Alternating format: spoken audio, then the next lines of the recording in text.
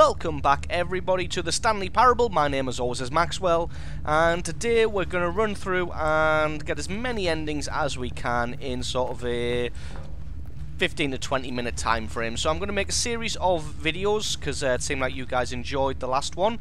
A series of videos going through the different endings that it's possible to get for this game, because this apparently is a game all about endings. So where we were at the last video, this is one of the big choices that we could have made. The narrator says we go through the door to the mind control facility, although there is a nice handy door to the left here that says escape, so we're actually going to take that one. Although this passageway had the word escape written on it, the truth was that at the end of this hall, Stanley would meet his violent death.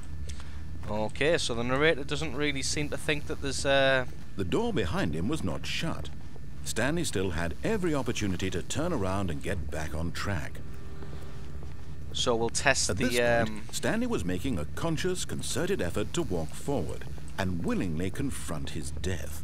So we're going to test the resolve of the narrator and see if he will actually kill us. There's something flashing here, or was that just... I think that was just the light flickering. Are we really going to drop down here? We are. Oh, shit.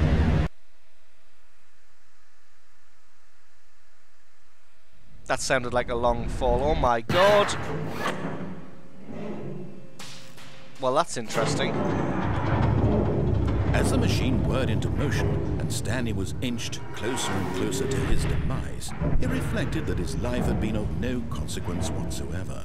Stanley can't see the bigger picture.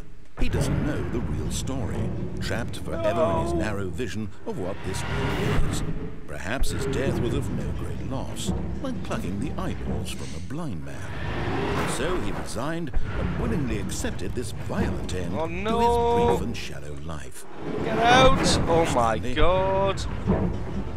This isn't going... No, let me out! Let me out!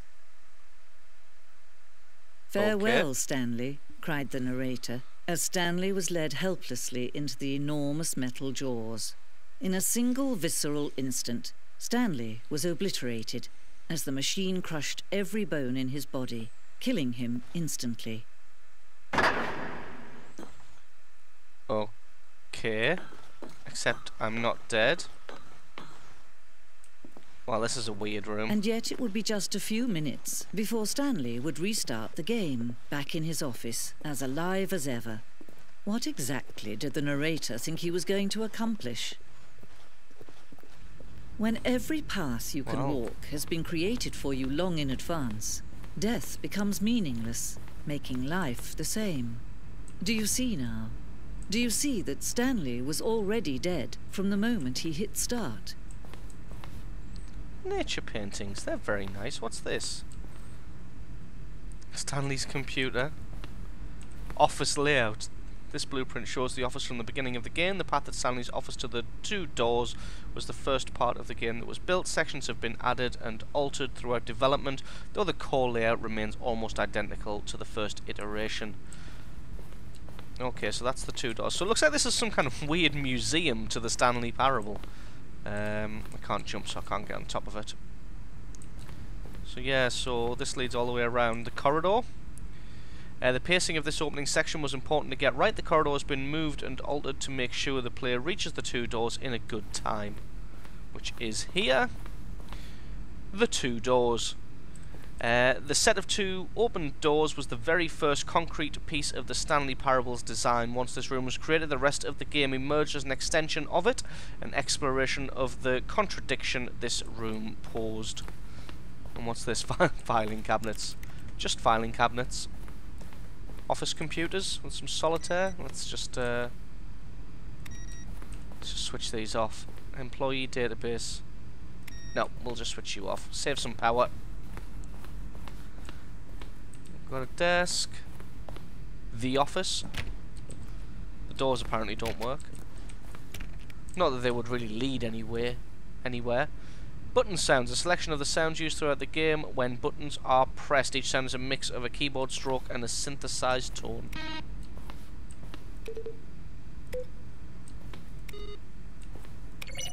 Well, that's interesting. And then we've got some credits. And then we can go right or left. Now I don't think there's going to be anything to trap me. God, this is just one giant museum, isn't it? Boss's office. Ah, right, that's the different iterations of the boss's office. What is over here? This looks like some interesting numbers. The office. Maintenance room, where the lift was. The copy machine. Well, let's head upstairs. Plenty of art. Ah, these are all the pictures from the... Well, yes, there you go. In September 2012, we submitted the Stanley Parable to Greenlight, Valve's process for approving games for Steam. The Greenlight page had only a series of cryptic photos, which was still enough to win the community's approval. What is this? Narrator emails. After the second trailer we sent out, we asked people to email the narrator for questions. While we had initially planned to use these in further promotional materials, we never found the perfect use for them. Here are a selection of those emails. Alright, we're not going to read those. The lounge. And the lounge, I don't remember seeing that room. An early version of the lounge. We may have to find the lounge in a different ending. Oh, different office layouts. Some, oh, they're not windows. They're just lights that hurt your eyes. Okay. What's this? The apartment timer. In a previous version of the choice leading to the apartment ending, a timer would give you 15 seconds to pick up the phone. Not picking up the phone would lead to a different ending. The apartment version. Oh, this looks like it's going to have plenty of endings then. Cargo lift. More cargo lifts. Wow, yeah, we definitely have to find these. Let's continue on up. Different offices. Stanley's office. Probably in different iterations. People leaving. Oh, I can't get in this glass. Okay, I was going to go and switch that computer off, but nope, not allowed. Oh, and what's this? Game design mock-up. Okay, ruined office. Countdown room. Countdown room. An early version of the countdown room. Don't remember that one either. Okay, let's... oh, here's the exit. Oh, do we really want to exit yet? Have we seen everything? I don't think we've seen everything, but I think we've seen enough. Oh, no, I want to see what that is. That looks interesting.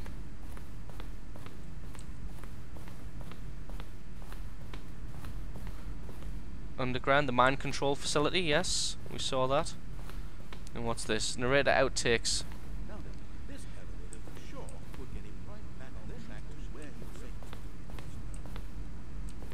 I can hear faint voices. Kevin Brighting, the voice of the narrator, recorded dialogue for the entire game roughly 3 separate times over the last 2 years of development. These are clips for early takes that were not used in the final game. How about they're throwing a surprise party for him for all his button pushing? Does that sound plausible to you? To end this injustice. Excellent. And that's the employee lounge. Brilliant. Right, let's head out of the museum.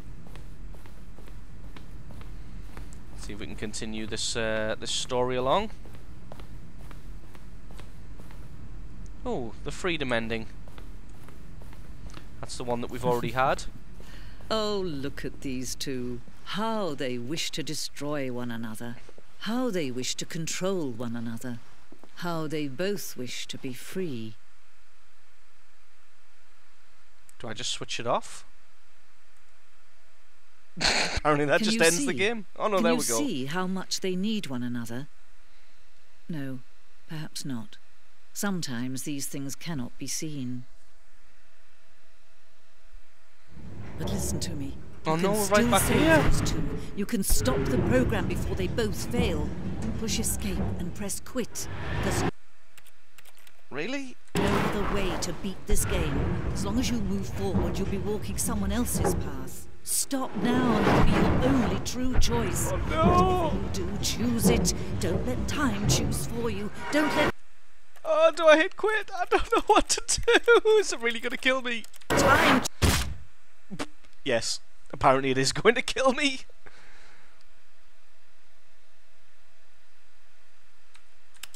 Is that it? Is it just going to leave me in blackness?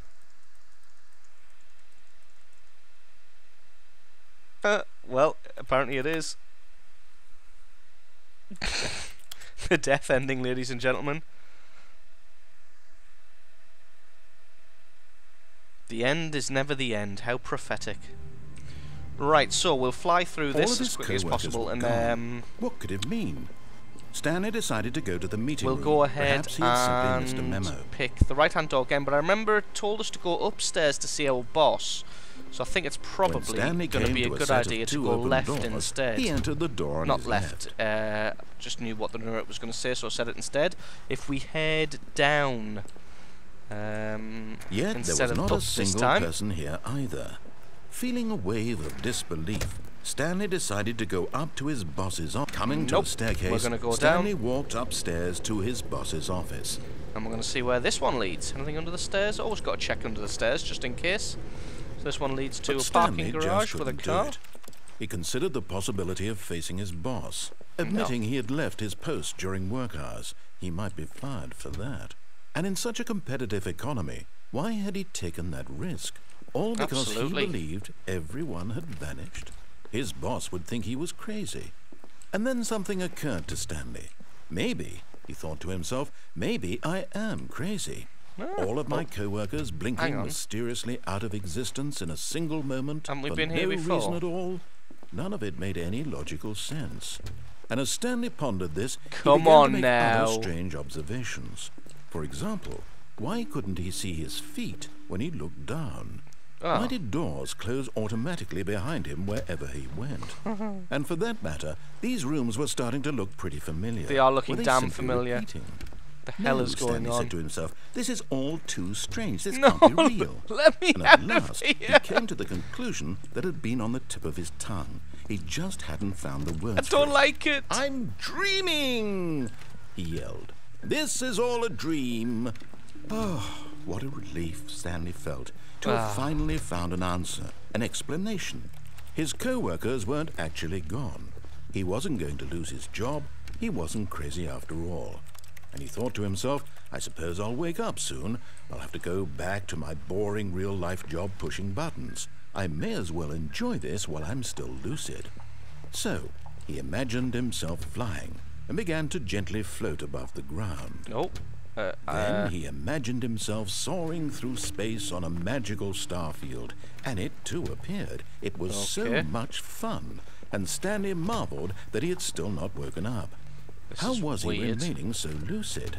And then perhaps the strangest question of them all entered Stanley's head. One he was amazed he hadn't asked himself sooner. Why is there a voice in my head dictating everything that I'm doing and thinking? Why indeed? Now the voice was describing itself being considered by Stanley, who found it particularly strange. I'm dreaming about a voice describing me, thinking about how it's describing my thoughts, he thought. And while he thought it all very odd, and wondered if this voice spoke to all people in their dreams, the truth was that, of course, this was not a dream. How could it be? Was Stanley simply deceiving himself, believing that if he's asleep, he doesn't have to take responsibility for himself? Stanley is as awake right now as he's ever been in his life. So how was that flying? Now, hearing the voice sounds speak like a these lie. words was quite a shock to Stanley. After all, he knew for certain, beyond a doubt, that this was in fact a dream. Did the voice not see him float and make the magical stars just a moment ago? How else would the voice explain all that? This voice was a part of himself too. Surely, if he could just... He would prove it. He would prove that he was in control, that this was a dream. No, this does not sound like So it's going to he end closed his well. eyes gently, and he invited himself to wake up. He felt the cool weight of the blanket on his skin, the press of the mattress on his back, the fresh air of a world outside this one. Let me wake up, he thought to himself. I'm through with this dream. I wish it to be over. Let me go back to my job. Let me continue pushing the buttons. Please, it's all I want. I want my apartment, and my wife, and my job. All I want is my life exactly the way it's always been. My life is normal. I am normal. Everything will be fine. But will it? I am okay.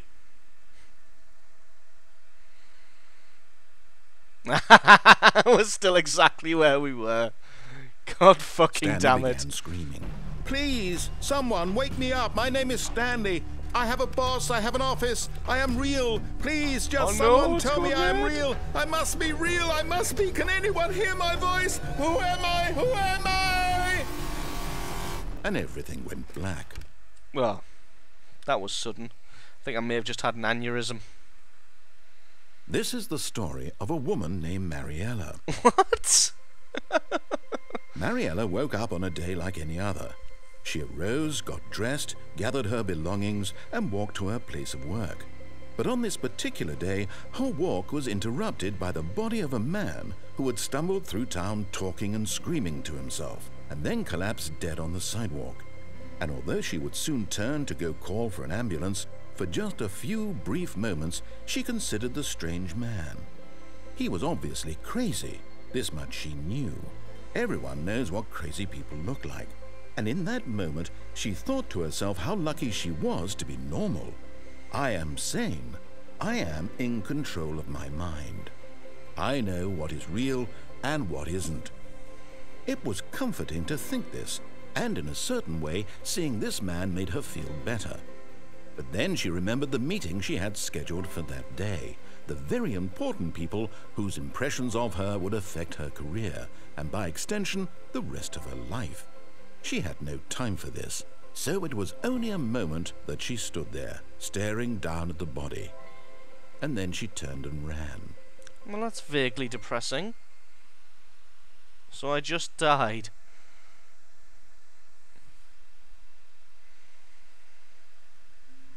And then it all starts again.